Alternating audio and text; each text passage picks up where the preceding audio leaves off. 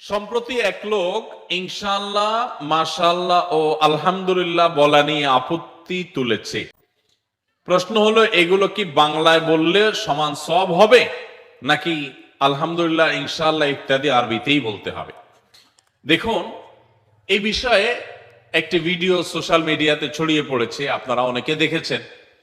এবং এক ব্যক্তি তিনি এটা নিয়ে আপত্তি তুলেছেন যে আমাদের সমাজে মুসলমানরা কথায় কথায় ভবিষ্যতে কিছু কাজ করলে বলে ইনশাআল্লাহ করব, আর কোনো কিছু অর্জিত হলে বলে আলহামদুলিল্লাহ হয়েছে। হ্যাঁ, কোনো কিছু দেখে আশ্চর্য হলে, খুশি হলে বলে মাশাআল্লাহ। তো এই জাতীয় শব্দগুলোর তিনি আপত্তি তুলেছেন। তার বক্তব্য হলো, ইনশাআল্লাহ, মাশাআল্লাহ, আলহামদুলিল্লাহ এগুলোকে বাংলায় বলতে হবে, বাংলায় বলতাম, এগুলো আরবিতে বললে তার অ্যালার্জি হয়, ওনার সমস্যা হয়, সেজন্য উনি আমাদের এগুলো সহ্য করতেছেন না। দেখেন, এখানে দুইটা দিক। প্রথম কথা হলো যে এইগুলোকে বাংলায় বললে আর আরবিতে বললে কোনো পার্থক্য আছে কিনা, ওনার যুক্তি সঠিক কিনা। তো এর উত্তর হলো যে যেই সমস্ত দোয়া নবী সাল্লাল্লাহু আলাইহি সাল্লাম থেকে বর্ণিত হয়েছে, যে সমস্ত জিকির নবী সাল্লাল্লাহু আলাইহি সাল্লাম থেকে বর্ণিত হয়েছে, সুবহানাল্লাহ, আলহামদুলিল্লাহ, আল্লাহু আকবার, এগুলো সব হাদিসে বর্ণিত হয়েছে। সেইগুলো হাদিসে যেভাবে বর্ণিত হয়েছে কেউ যদি ওইভাবে বলতে পারে সেটা উত্তম, এ ব্যাপারে কোনো সন্দেহ নেই। এই জন্য সুবহানাল্লাহকে সুবহানাল্লাহ বলাই উত্তম, আল্লাহর পবিত্রতা জ্ঞাপন করছি এটা বললে সওয়াব হবে। কিন্তু নবী সাল্লাল্লাহু আলাইহি ওয়াসাল্লাম ভাষায় কোট করে, উদ্ধৃত করে বলতে পারলে সেটা অধিকতর উত্তম। একইভাবে আমরা যদি আলহামদুলিল্লাহকে আমরা বাংলায় বলি আল্লাহর প্রশংসা, সকল প্রশংসা আল্লাহর, অবশ্যই আল্লাহর প্রশংসা জ্ঞাপন করা হয়ে যাবে। কিন্তু নবী সাল্লাল্লাহু আলাইহি সাল্লামের ভাষায় যদি বলি তাহলে আলাদা সওয়াব হবে। এবং আলহামদুলিল্লাহ তামলাউল মিজান, নবী সাল্লাল্লাহু আলাইহি সাল্লাম বলেছেন আলহামদুলিল্লাহ এটা মিজানের পাল্লাকে পরিপূর্ণ করে দেয় আলহামদুলিল্লাহ উচ্চারণ করলে। তো হাদিসে বর্ণিত এই দোয়া, এই প্রশংসামূলক আল্লাহর তাসবিহগুলো, এইগুলোর প্রতি পর্যন্ত অ্যালার্জি এই সমস্ত ইসলাম বিদ্বেষী, মুসলিম বিদ্বেষী মানুষগুলোর। আমরা মাতৃভাষার প্রতি শ্রদ্ধাশীল, ইসলাম মাতৃভাষার প্রতি শ্রদ্ধাশীল হতে শিখায়। মাতৃভাষার চর্চা আমরা করব। আমাদের নবী সাল্লাল্লাহু আলাইহি ওয়াসাল্লাম নিজের মাতৃভাষা মানুষকে বোঝাতেন, সব নবী রাসূলগণ নিজের মাতৃভাষা মানুষকে বলতেন, আলেমরা মাতৃভাষার সুন্দর মার্জিত ভাষা মানুষকে বলবেন। কিন্তু হাদিসের কিছু কিছু শব্দ আছে, দোয়া আছে, এগুলোকে আপনি অনুবাদ করে দিতে বলবেন কেন? আপনি যেগুলো সারাদিন বলেন, আপনি টিভি বলেন, টিভিকে তো আরামিয়ানরা টিভি বলে না, তারা বলে আল কানাত। আপনি কম্পিউটার বলেন, তারা বলে আলাতুল হাসুব। আপনি হসপিটাল বলেন, ওরা বলে মুস্তাশফা। আপনি সারা দিন ইংরেজি শব্দ যে অনবরত আওড়াচ্ছেন, আপনি এই সংস্কৃতি থেকে বদলানোর জন্য কোনো উদ্যোগ নিচ্ছেন না। মুসলমানদের ধর্মীয় কারণে যেগুলো বলছে সেগুলোর উপর আপনাদের অ্যালার্জি হচ্ছে। এই মানুষগুলো আমাদের এই সমাজে এতটাই নিগৃহীত, এতটাই ঘৃণিত, এই মানুষগুলার সপক্ষ অবলম্বনকারী এদেশে শতকরা 1% নেই। এদেশে হিন্দু বলেন, খ্রিস্টান বলেন, মুসলমান বলেন, বৌদ্ধ বলেন, সবাই মিলে এদেশের সংস্কৃতিকে ডেভেলপ করেছে, উন্নত করেছে। এই তথাকথিত আলহামদুলিল্লাহ, সুবহানাল্লাহ, মাশাআল্লাহর প্রতি অ্যালার্জি আছে যাদের, এই সমাজের প্রতি তাদের কোনো অংশগ্রহণ নাই। তারা এই দেশকে পিছিয়ে নিয়েছে, এক চুল পরিমাণ এগিয়ে নেওয়ার ক্ষেত্রে তাদের কোনো ভূমিকা ছিল না। এরা যদি কোথাও মেম্বারিতে দাঁড়ায়, আমি তো চ্যালেঞ্জ করতে পারি যে এদেরকে 5 জন মানুষও ভোট দিবে না। এদের সাথে এদেশের কোনো মানুষ নাই। চক্ষু লজ্জা যদি থাকতো তাহলে এদেশের সংখ্যাগরিষ্ঠ মানুষের চিন্তা, চেতনা, আদর্শ, বিশ্বাস, ঈমান বিরোধী কথা এরা বলতে পারতো না। সারাদিন মুখ দিয়া ইংরেজি আওড়াচ্ছে, কোনো যুক্তি ছাড়া, কোনো গ্রাউন্ড ছাড়া। আমি মুসলমান, তো আমার ধর্মীয় কারণে সেটা করছি, আমার আল্লাহকে খুশি করার জন্য করছি, এটা আমার বিশ্বাসের জায়গা।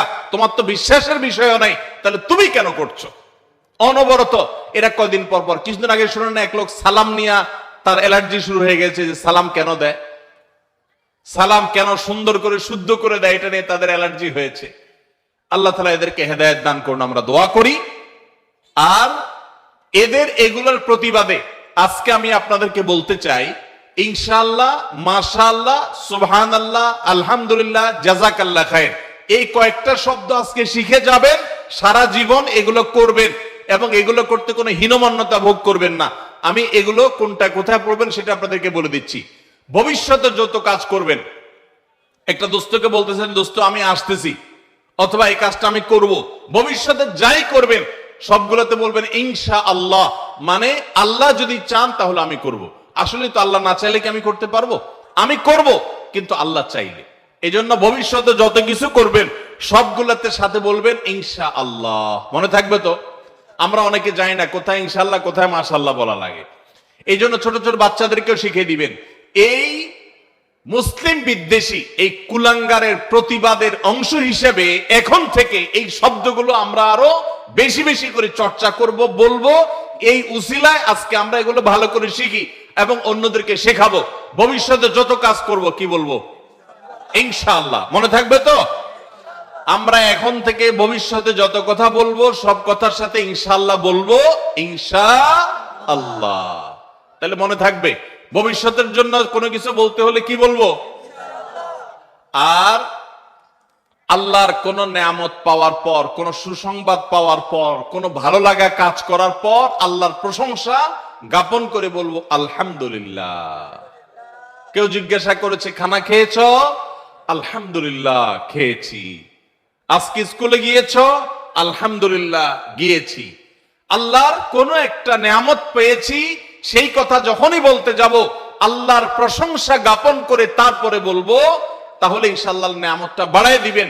তাহলে যেটা আমার অতীতে হয়ে গেছে আল্লাহ দান করেছেন, বা কিছু দেখে আমার ভালো লাগা কাজ করেছে, তাহলে আমি বলবো আলহামদুলিল্লাহ।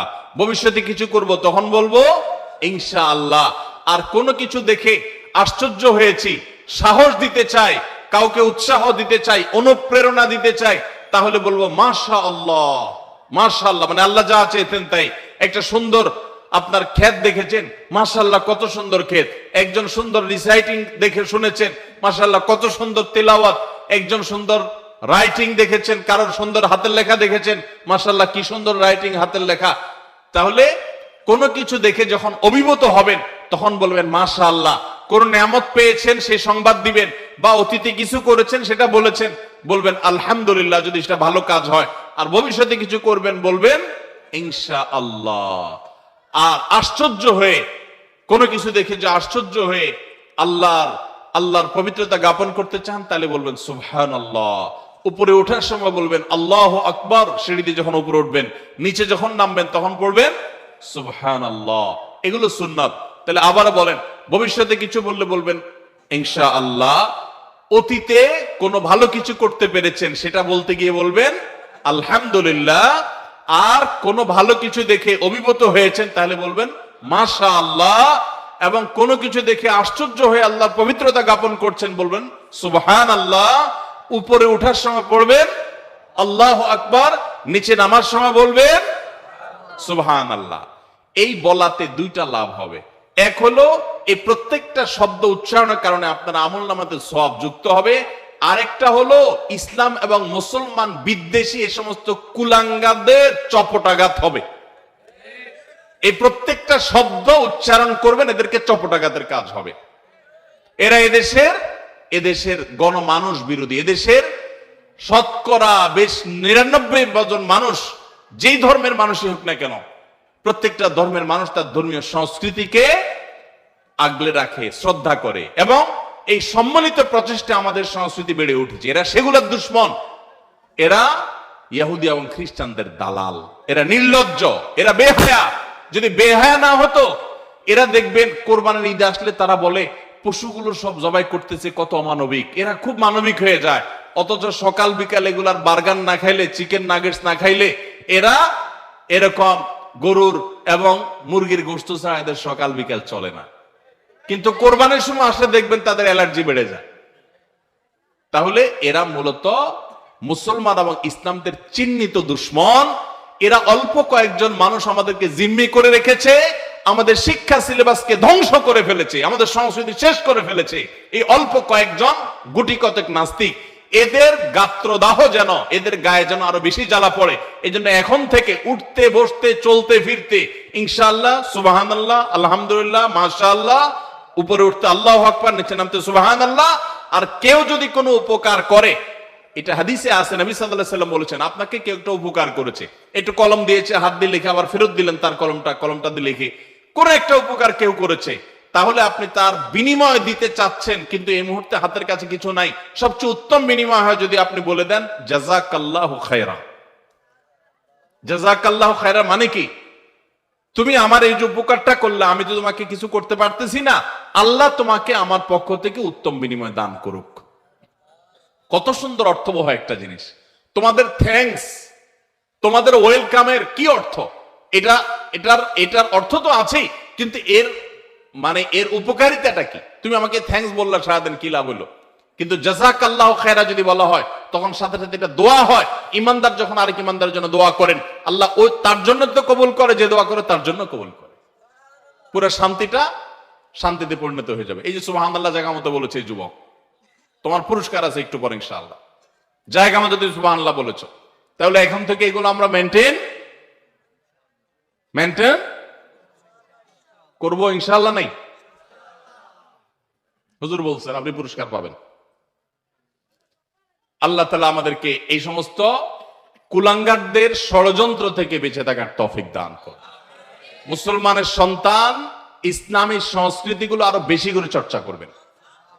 ওরা বলে আসসালামু আলাইকুম ভালো করে দিলে ওদের গাত্র দেওয়া হয়, তো এই জন্য খুব সুন্দর করে টেনে টেনে ইউটিউবে যায় শিখবেন সুন্দর করে সালাম দেওয়া, আসসালামু আলাইকুম ওয়া রাহমাতুল্লাহি ওয়া বারাকাতুহু। এটা পড়ার সময় নিয়ত করবেন, আল্লাহ তুমি আমারে সওয়াব দিও, আর এই কুলাঙ্গারের গায়ে যেন আগুন জ্বলে যায়। ঠিক আছে না ইনশাআল্লাহ? আল্লাহ আমাদের সবাইকে তৌফিক দান করুন।